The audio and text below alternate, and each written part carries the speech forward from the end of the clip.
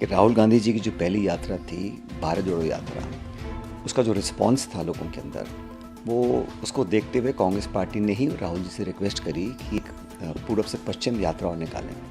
उस रास्ते पे अगर बीजेपी जाती है, नड्डा जाते हैं तो ठीक है, राहुल जी जाते हैं तो आप बैरिकेड लगाते हैं, उनको रोकने की कोशिश करते हैं और लोगों पर एफआईआर कर कर जो दबाव की राजनीति है, आतंक की राजनीति है, टकराव की राजनीति है, उसको बढ़ावा देने का काम असम के मुख्यमंत्री कर रहे हैं। इम्फाल मणिपुर में जो हालात पैदा हुए, वहाँ पे भी डबल इंजन सरकार है ना, वहाँ पर बलात्कार हुआ, हत्याएं हुई, हिंसा हुई और पूरा क्षेत्र, जो पूरा राज्य है, वहाँ के लोग भयभीत हैं। जो 5 अलग अलग न्यायों की बात राहुल जी ने करी है, युवा हैं, किसान हैं, महिला हैं, वो सब ऐसे लोग हैं जो अपने आप को आज कहीं ना कहीं अपेक्षित महसूस करते हैं। कि राहुल गांधी जी की जो पहली यात्रा थी भारत जोड़ो यात्रा, उसका जो रिस्पांस था लोगों के अंदर, वो उसको देखते हुए कांग्रेस पार्टी ने ही राहुल जी से रिक्वेस्ट करी कि एक पूरब से पश्चिम यात्रा और निकालें। यात्रा जब इम्फाल से चालू हुई मणिपुर से और जैसे असम में पहुंची, तभी से यात्रा को बाधित करने की सोची समझी षड्यंत्र और एक प्लानिंग के साथ इसको किया गया।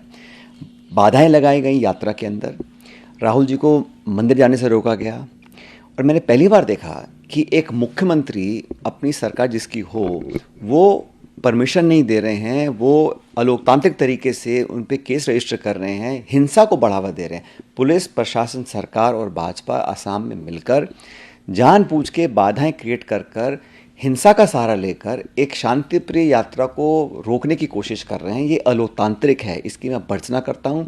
जिस प्रकार से नेताओं के ऊपर एफआईआर की है, ये कहीं ना कहीं प्रतिशोध की भावना से कर रहे हैं। रिवेंज पॉलिटिक्स है।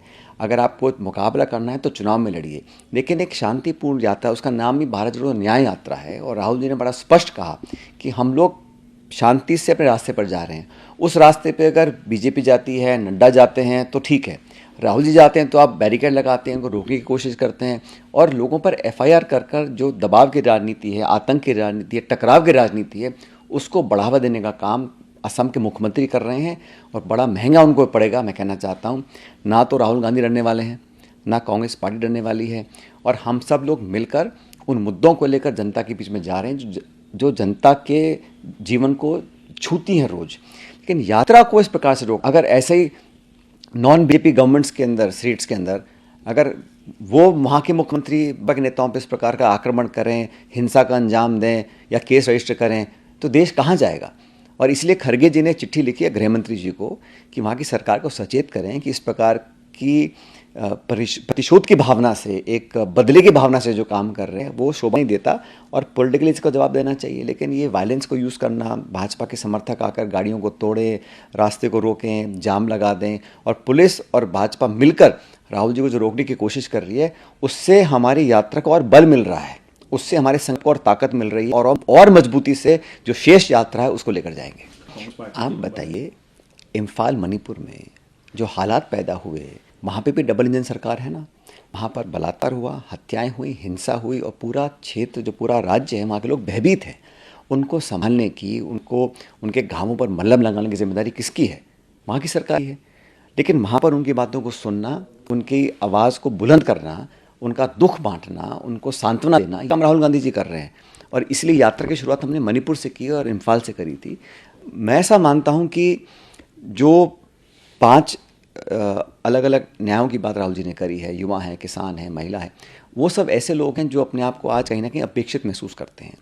इस शासन में 10 साल में अगर कुछ किया है तो प्रोपेगेंडा किया है, एजेंसीज का दुरुपयोग किया है, विपक्ष की आवाज़ को दबाने का काम किया है, लेकिन न्याय नहीं मिल पाया है किसानों को, नौजवानों को, महिलाओं को, दलित को, आदिवासी, वो लोग जो मेन स्ट्रीम में नहीं हैं, उनको इकट्ठा कर कर उनकी आवाज़ को रेखांकित करने का काम राहुल गांधी जी कर रहे हैं। और जैसा कि आप जानते हैं, हमारा इंडिया अलायंस जो है, हमारे इंडिया अलायंस के पार्टनर्स का जो वोट शेयर है वो 60% से ज़्यादा है। और इसीलिए भाजपा आज घबराई हुई है, क्योंकि अगर आप सब मिलकर चुनाव लड़ते हैं तो उनको बहुत बड़ी चुनौती का सामना करना पड़ेगा। और राहुल जी अगर यात्रा निकालते हैं तो उससे निश्चित रूप से कांग्रेस पार्टी को मजबूती मिलती है। कांग्रेस मजबूत होती है तो इंडिया अलायंस मजबूत होती है, और एक मजबूत इंडिया अलायंस बीजेपी के गले उतर नहीं रही। इसीलिए वहाँ के मुख्यमंत्री ने उनको टारगेट किया है और बार बार किया है।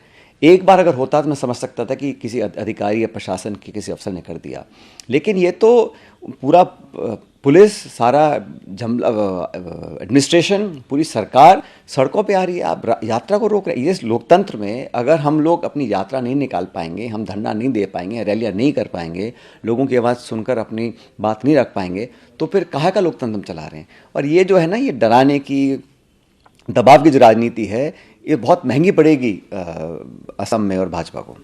देखिए, जो इंडिया अलायंस के पार्टनर्स हैं, मैं जानता हूं कि अलग अलग स्टेट्स में, चाहे हमारी खुद की हमारी लोकल यूनिट्स हों या क्षेत्रीय दलों की अलग अलग सोच हो सकती है, और कहीं ना कहीं गिव एंड टेक हम लोगों को करना पड़ेगा। लेकिन जिसने जो कुछ भी कहा होगा, मैंने सब देखा सुना है, लेकिन मैं ऐसा मानता हूं कि अंत में सब बैठ के अक्रॉस द टेबल बात करेंगे और सारी बातें सॉर्ट आउट हो जाएंगी, सीट शेयरिंग से लेके कैंपेन स्ट्रैटेजी, और इंडिया गठबंधन एकजुटता से, मजबूती से मैदान में उतरेगा। देखिए, चुनाव तो लगातार हो रहे हैं, कभी राज्य के चुनाव हैं, कभी इलेक्शंस हैं, अभी आम चुनाव भी आने वाले हैं, लेकिन ये यात्रा का जो मकसद है वो न्याय दिलाने का है, लोगों की आवाज़ को उठाने का है। और जैसे यात्रा बढ़ रही है, जो इंडिया अलायंस के पार्टनर्स हैं, जो नेता हैं, वो भी इसमें जुड़ेंगे। जैसे भारत जोड़ो यात्रा में लगभग सभी राज्यों में अलग अलग नेता साथ आए थे, तत्कालीन हमारे यूपी का जो गठबंधन था, अभी भी सब लोग जुड़ेंगे। लेकिन ये यात्रा जो है, इसमें NGO भी है, सिविल सोसाइटी भी है, समाज के अलग अलग लोग भी हैं, छात्र हैं। अब असम में यूनिवर्सिटी का प्रोग्राम लास्ट मिनट पे कैंसिल कर दिया, लेकिन छात्र बाहर आ गए राहुल जी को सुनने के लिए। तो ये देश में लोग अब जागरूक हो रहे हैं, और मुझे लग रहा है कि यात्रा से एक मोमेंटम बनेगा, और उसका लाभ निश्चित रूप से, उसका लाभ कांग्रेस पार्टी को मिलेगा। सब लोग मिलकर इसमें शामिल रहेंगे, और जैसे जैसे आपने कहा, यात्रा छत्तीसगढ़ भी आएगी, जहाँ का मैं प्रभारी हूँ, और वो यात्रा ऐतिहासिक होगी। लगभग 5 दिन यात्रा रहेगी, पूरे रूट पे पूरे सब कार्यकर्ता, सब लोग मिलेंगे, और इस यात्रा के माध्यम से संदेश देश में जाएगा कि बदलाव बहुत जल्द लोकसभा में आने वाला है। नारों से चुनाव नहीं जीता जाता, चुनाव जीता जाता है परफॉर्मेंस से, गवर्नेंस से और रिपोर्ट कार्ड से। इन 10 सालों में क्या हाल कुपोषण का है, क्या हाल शिक्षा का है, क्या हाल निवेश का है, क्या हाल इकोनॉमी का है। हम $5 ट्रिलियन इकोनॉमी की बात करते हैं, लेकिन 80 करोड़ लोगों को आप फ्री में भोजन देने की बात करते हैं। पर कैपिटा GDP हमारा क्या है? आज ब्रेन ड्रेन हो रहा है, लोग निवेश करने में संकोच कर रहे हैं, हमारी सीमाओं में चीन आक्रमण कर रहा है। तमाम मुद्दों पर ना तो काला धन वापस आया, ना 2 करोड़ रोजगार प्रतिवर्ष दिए गए, महंगाई आसमान छू रही है। तो प्रोपेगेंडा और प्रचार अलग होता है, और धरातल पे जो हकीकत है वो अलग होती है। लोग रिपोर्ट कार्ड देखेंगे, आकलन करेंगे, और तब अपने मत का प्रयोग करेंगे। ताज़ा खबरों के लिए विजिट करें द फैक्ट इंडिया की वेबसाइट और डाउनलोड करें द फैक्ट इंडिया ऐप।